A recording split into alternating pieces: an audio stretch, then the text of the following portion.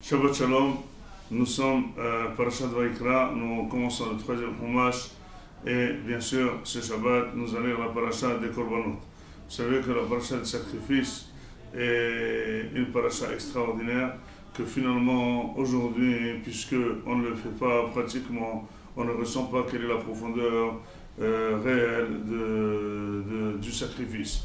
Finalement, le sacrifice ne peut jamais être amené pour quelqu'un qui fait volontairement une faute. Quelqu'un qui fait volontairement une faute n'a pas du tout d'excuse.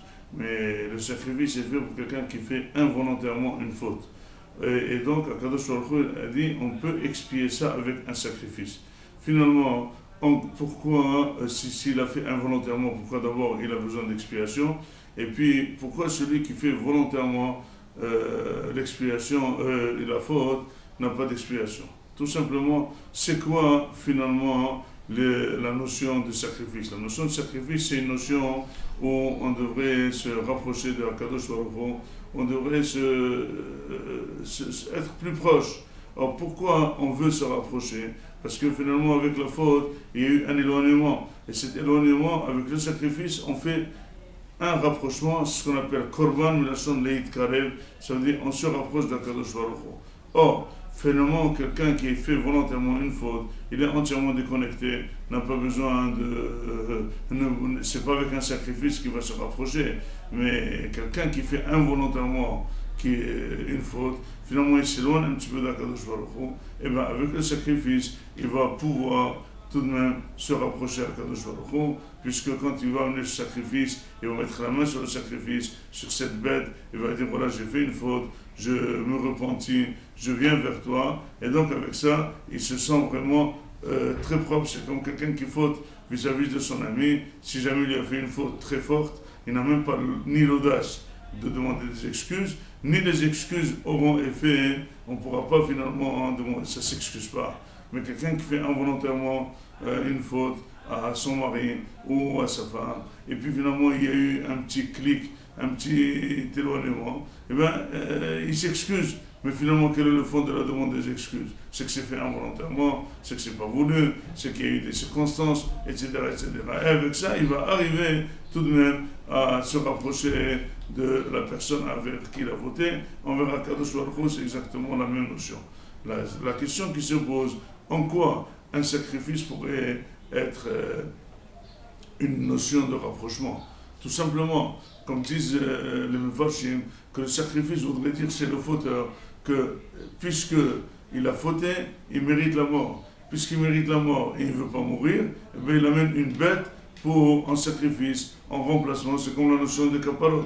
Alors la question qui se pose, finalement, une personne ne vaut pas une bête, et une bête ne vaut pas une personne. Encore une personne va être le remplacement d'une personne, encore une bête va être le remplacement d'une personne qui devrait mourir. Encore, c'est finalement une signification à la limite absurde et vexante. Que quelqu'un dit je mérite la mort, tu es un poulet, tu es une vache. Mais ça n'a pas de sens. Mais seulement, la notion profonde dit le Orahaim Akadosh est là. C'est que quand quelqu'un amène un sacrifice, il doit s'excuser.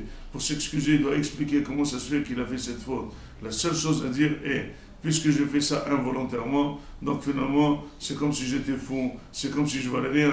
Mon âme ne vaut rien. Or, l'homme sans âme, c'est comme une bête. Donc finalement, donner une bête en contrepartie avec une bête, eh bien c'est une vraie contrepartie. C'est justement le fait de trouver en une bête sa contrepartie, c'est une manière de se rabaisser et de se traiter soi-même de bête. Et c'est ça qui fait réellement le rapprochement. C'est ce rabaissement. Parce que sachez que quand quelqu'un faute envers l'autre, c'est pas la demande des excuses qui va faire le rapprochement, c'est le rabaissement vis-à-vis de l'autre qui fait le rabaissement. C'est ce rabaissement qu'on amène une bête à notre place à Akadosh Baruch Hu qui fait ce rapprochement.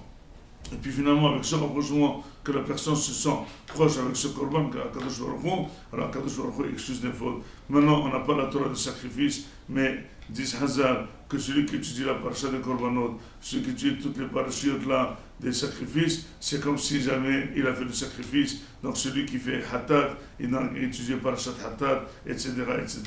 Et donc finalement, comme disent la Shon Melitza Hachamim, Zot Torah, la Ola, la Minha, la Hatat, la Asham, la Mu'in, la Zawah, Hashalamim, c'est cette Torah dit s'il y a de la Torah, si quelqu'un étudie la Torah, il n'a pas besoin d'amener la hatat, il n'a pas besoin d'amener ni aula, aucun sacrifice n'a pas besoin. Et dit le Mishnah Brura dans Siman Tavkorin Ayin Aleph que si quelqu'un étudie la Torah, c'est comme du feu, c'est de la Gara, ça explique toutes les fautes et finalement c'est la meilleure Tahara. Be'ezrat Hashem, la semaine prochaine nous allons parler de Megillat Esther, mais pour là on termine avec cette note que c'est la Torah qui a sauvé Am Israël au moment de Purim, c'est elle qui va nous sauver. Yeshuot, Ve'atzlaha à tout le monde, Shabbat Shalom.